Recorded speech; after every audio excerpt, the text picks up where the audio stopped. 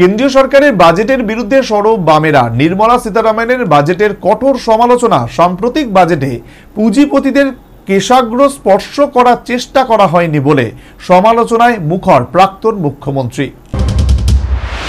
গত 1 ফেব্রুয়ারি বাজেট পেশ করেছেন কেন্দ্রীয় অর্থমন্ত্রী নির্মলা সীতারামন।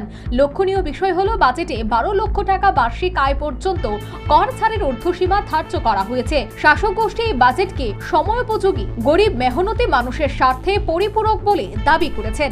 এমনকি রাজ্যের মুখ্যমন্ত্রী মানিক সাহা সাম্প্রতিক কেন্দ্রীয় বাজেটকে ইউনিক বাজেট বলে অভিমত ব্যক্ত করেছে। তবে বিরোধীরা এই বাজেটের বিরোধিতায় সরব।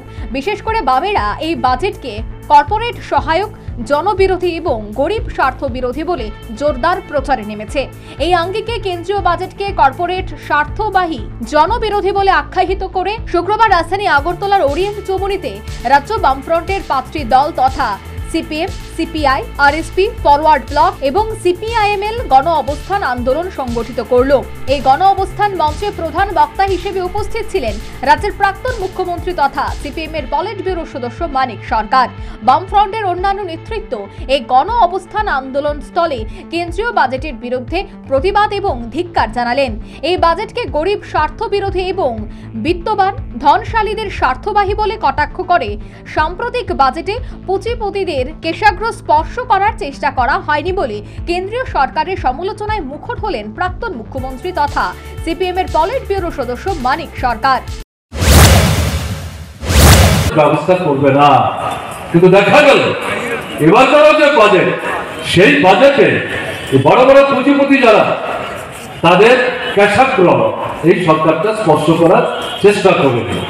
কাজে এখানে বিরোধী পার্টি বামপন্থী রাজনৈতিক দল দাবি জানিয়েছেন যে এদের উপর সম্পদ কর, এটা বিরাট অঙ্কের টাকা না, শতকরা হারে 4 ভাগ তাদের উপর সম্পদ কর ধার্য করো এবং এই টাকা যদি সংগ্রহ করা যায় একটা বিরাট অঙ্কের টাকা ভারত সরকারের কোষাগারে আসবে, যার উপর ভিত্তি করে জনস্বার্থে সারা দেশে ব্যাপক ইতিবাচক কর্মসূচি নেওয়া সম্ভব। যেহেতু কেন্দ্রীয় সরকার করছে না, এই দাবি আমরা অনেকদিন আগে করছিলাম, এই মুহূর্তে সারা দেশের মানুষকে এই দাবিতে সোচ্চার হওয়ার জন্য, সংগঠিত হওয়ার জন্য আমরা আবেদন জানাচ্ছি। কার্যত এই গণ অবস্থান আন্দোলন মঞ্চে উপস্থিত অন্যান্য 4টি বাম দলের নেতৃত্বের ভাষণেও ছিল কেন্দ্রীয় বাজেটের গভীর সমালোচনা।